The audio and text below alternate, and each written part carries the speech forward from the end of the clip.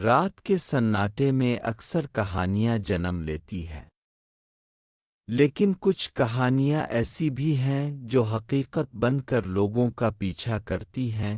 یہ کہانی ایک پرانی ویران حویلی کی ہے جو کئی برسوں سے خالی پڑی ہے۔ لوگ کہتے ہیں کہ اس حویلی میں ایک خاندان رہتا تھا۔ ایک رات اچانک سب غائب ہو گئے، نہ کوئی نشانی نہ کوئی خبر۔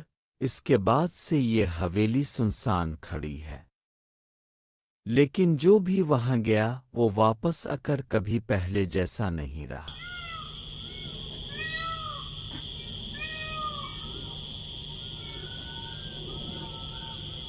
کچھ لوگ کہتے ہیں اندر قدموں کی آہٹیں سنائی دیتی ہیں، جیسے کوئی کمرے سے کمرے میں چل رہا ہو۔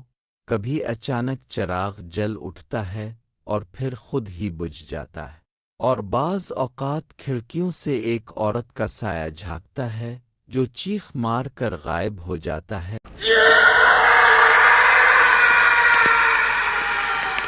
ایک لڑکا جس کا نام عادل تھا ضد میں آ کر ایک رات اپنے دوستوں کے ساتھ اس حویلی میں داخل ہوا۔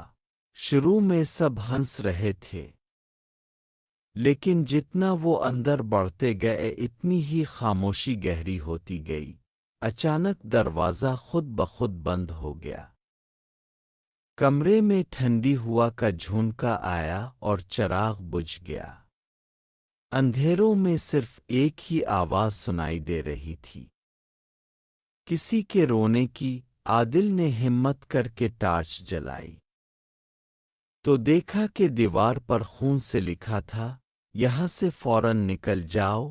سب دوست بھاگ نکلے، لیکن کہا جاتا ہے عادل آج تک ویسا نہیں رہا۔